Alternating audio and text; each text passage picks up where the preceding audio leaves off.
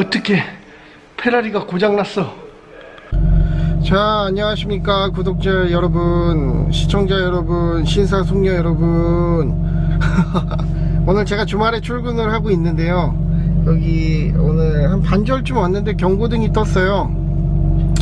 그래서 일단은 주황색 경고등이기 때문에 또 그리고 주행도 가능하고 또 엔진에 특별한 이상 없이 별다른 떨림 없이 운행이 잘 되기 때문에 일단은 출근해서 시동을 끄고 다시 켜고 혹은 뭐 계속 엔진 경고등이 오늘 퇴근할 때까지도 뜬다면 그 서울의 FNK 정식 서비스 센터로 탁송으로 올릴 예정입니다. 뭐 근데 대부분 이런 경고등은 많이 보는 경고등이기 때문에 쫄지 않고 그에 맞는 상황 대처를 하는 것이 중요합니다.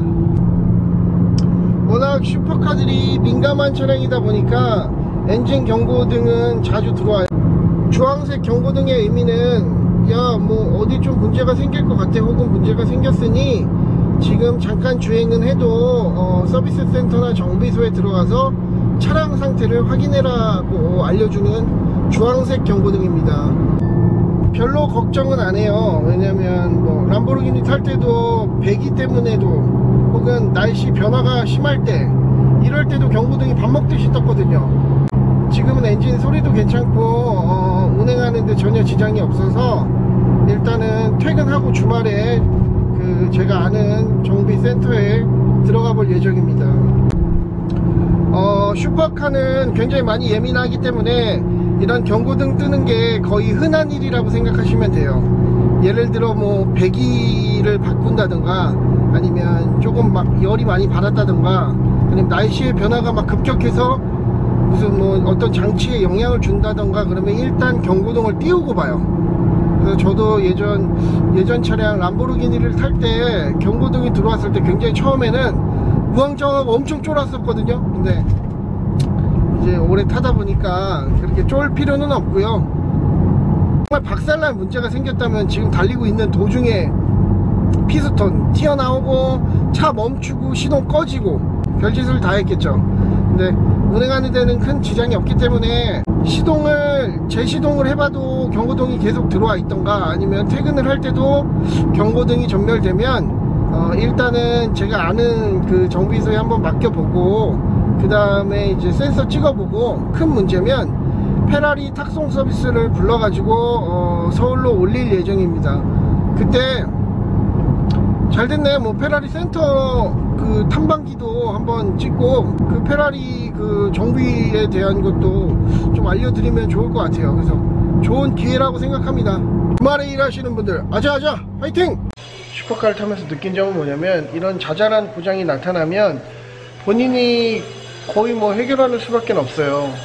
그래서 저 같은 경우에는 일단 그 경고 문구를 구글에다 쳐가지고 해외 포럼을 찾아보기도 합니다. 그래서 인터넷 검색을 해보니까 배터리 문제인 것 같아요. 그때 방전될 뻔했는데 시동을 걸어줬었거든요. 그래서 제가 볼 때는 배터리 때문에 문제가 발생하는 것 같아요. 일단은 그래서 오늘 일을 마치고 제가 아는 정비소로 가가지고 센서를 한번 찍어보도록 하겠습니다. 이렇게 그냥 뜨는 문구를 구글에다 그냥 치시면 돼요. 그러면 대부분 해외 포럼에서 동일 증상이 나타난 거에 대해서 사람들이 이렇게 적어놓은 부분들이 있어요. 저도 영어를 못하기 때문에 구글 번역을 켜놓고 그 다음에 그 크롬으로 하시면 크롬에서 또 자동으로 번역을 진행하기 때문에 그 경고 문구가 뜨는 사람들 뭐가 문제인지 적어놨습니다. 그래서 저랑 동일 증상이에요. 방금 뭐 배터리를 교체하였습니다. 뭐 그러고 나서 이런 메시지가 나왔다. 휴가를 다녀오느라고 오랫동안 시동을 못 걸어줘 가지고 거의 방전 직전에 시동을 걸었거든요. 깜짝이야. 나 왜 이렇게 나날이 못생겨져. 뭐 일단은 오류 코드가 뭔지 알아야 되기 때문에 오늘 그 정비사 형님이 도와주셔서 그 형님한테 오늘 가가지고 늦더라도 오늘 정비 받고요. 그 다음에 내일 기쁜 마음으로 재미난 영상 촬영하도록 하겠습니다. 퇴근할 때도 시동을 켜보니까 경고등이 자동으로 지워지진 않네요. 그래서 전화로 물어보니까 그 경고등은 자동으로 안 지워지고 센서로 지워야 된다 그래가지고 점검도 하고 이것저것 한번 살펴볼 겸 정비소로 갑니다.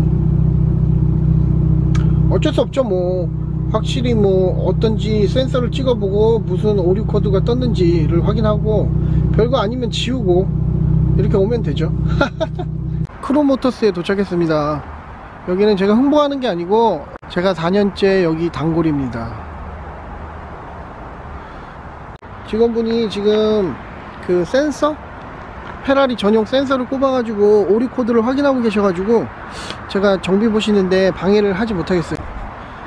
일단 경고등 뜬 거에 대해서 오류 코드를 확인해야 되기 때문에 이런 식으로 전용 센서를 꽂아가지고 확인합니다. 뭐가 뜨는지는 모르겠어요. 근데 한글판이야. 와, 세상 좋아졌네.